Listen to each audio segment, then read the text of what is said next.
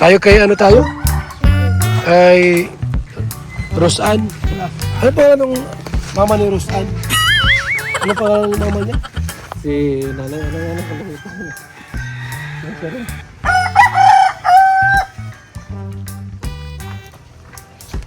Ako po.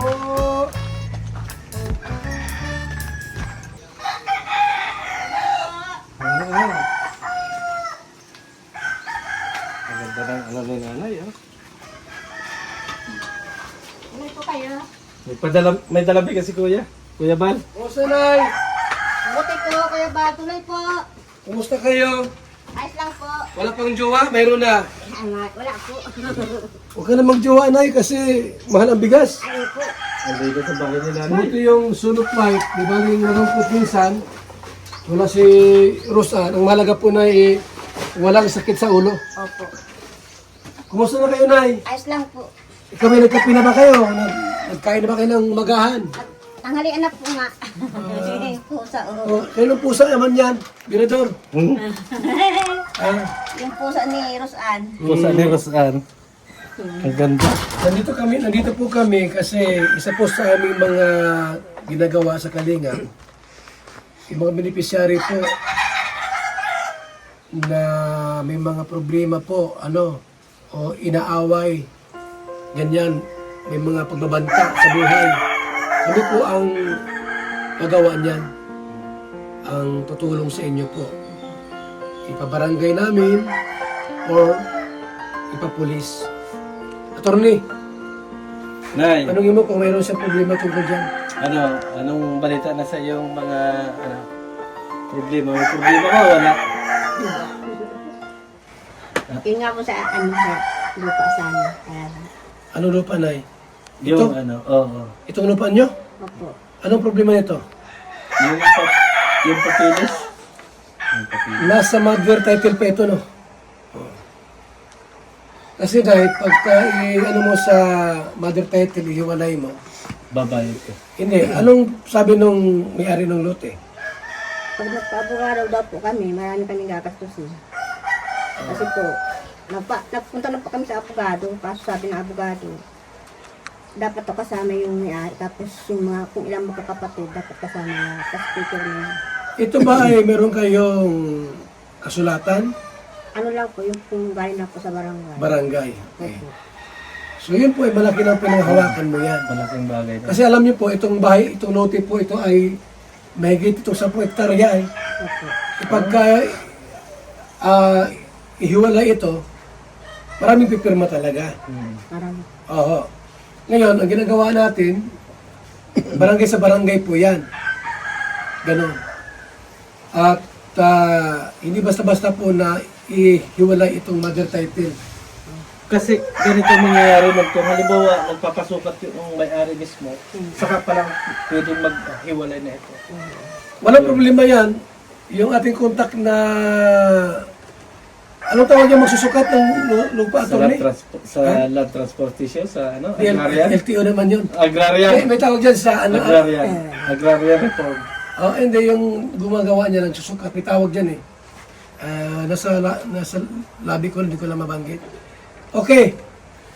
Yun ang aming gagawin na kontakin namin yun, yung taon na yun na sumusukat ng lote. Ilang square meter ito? Ano daw po ito? 10-14. Okay, 10-14. Ngayon, susukatin yan, itong lote niyo po. Tapos, gawa ng kasunduan, kasulatan, ipirma ang mga, ganun po yan. Buti po kung magpirma. Ay, walang magagawa. Paper na pala. Sino ba nagbenta dito sa inyo? Yung po si Kuya Eli. Buhay pa? Buhay pa po. O, walang problema yun. So, hanggat buhay po, ayusin natin yan. Kaso tanda na. Tanda na po may-ari na. Alam ng mga anak na ipinagbili ito. Tatlo po kami dito ng kakatabi. Cynthia, ako yung katabi namin. Opo, Wala po yung may barangay naman eh. barangay. Di ba? Ang gusto mo po ay i-separate ito, title na ito. Po, dito lugar. At nakapangalan sa inyo. Yun, nagawin natin yan.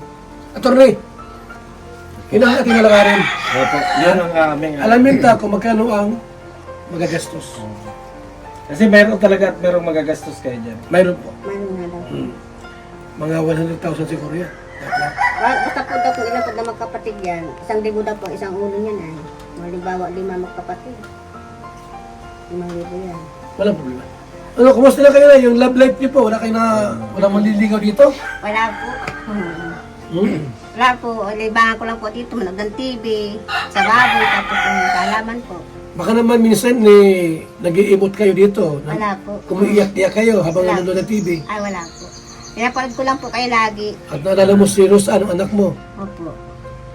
Kumusta pala sila nila, si Drake? Wala na po baga. Wala na po. Nalungkot si nanay, nawala sila ni Cedric. Wala na pong love team. Nag-ano na nga yung mga nanonood. Wala na daw love team. Bakit nawala? Love team.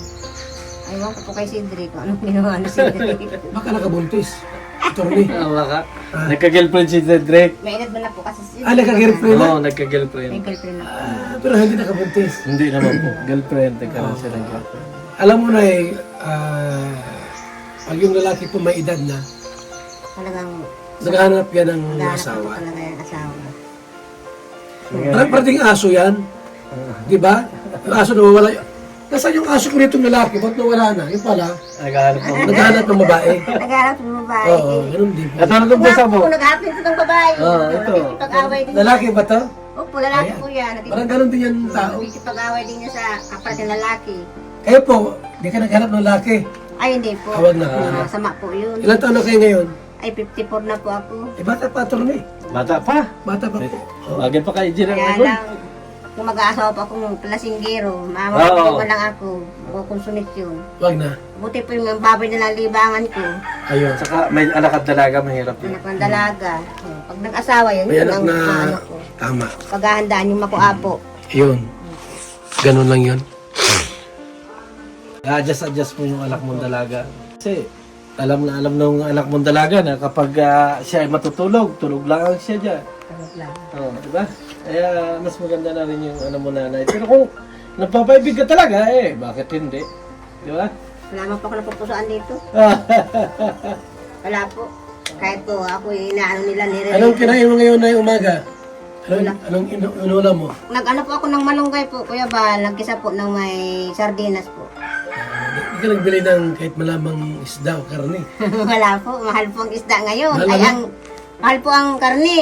400 ang baboy. Ay, grabe, mahal ang karne. Mahal po. Tapos ang isda, 250 ang kilo. Kalating kilo, bili ka. Opo. Tagal na mo na ang ulam yun, kalating kilo. Opo. Isang buwan ang ulam yun. Yung nga pong bangus ibuburo mo ay, na. naku, Ah. grabe, araw, tanghali gabi, ulam, Yung prito. binigay namin bangos. Sinigang po, ulit-ulit So, ako. meron kaming bigas dyan. Kasi ako lang ang nagkain nun eh. Opo, salamat po. Hindi kami nakakuha ang isda tayo na kasi talagang sobrang mahal ang isda. Mahal po ngayon ang isda kasi may buwan po baga. Hmm. Mahal ngayon ang isda. Kahit nga po dito mahal na din, 250. Nanginayang ako sa 250. Si Rosa, hindi umuwi dito? Nandito po, kaya lang, naalis pa lang po, nag-picnic po sa Kulasi. Yaya po nung pinsan niya. Anong araw ba ngayon? Biyernes? Ay, Sabado? Sabado. Walang pasok pa ngayon. Wala po. Mapunta po yung sa diet sa isang araw at mabili po ng regalo. Maano po yan sa kasal, maabay po. Kasal po ng pinsan niya, taga Kulasi po. Kailan nasa kanila? Si 28 ang kasal. Malapit na, no? So, kumusta naman si Rosan? Masaya naman sa buhay niya? Lagi lang po ba kayo nasa kwarto, hindi man po lumalabas. Baka nasaktan siya kay si Derek. Hindi naman. Ayun po. Baka na mimiss niya si Cedric. Nasaktan siya, gawa ng, Nalala niya. hindi pala nagtapat si Cedric na gusto na niya magkaroon ng girlfriend. Ano pa naman kasi yung isa, nag-aaral pa naman po Oo yung naman, isa. nag-aaral pa naman. Mas priority mo sa kanya pag-aaral kasi sayang naman yung binibigay sa kanyang tulong. Yan, Kung Tama. hindi niya papahalagahan. Ano? Mahalaga yung pag-aaral. Opo.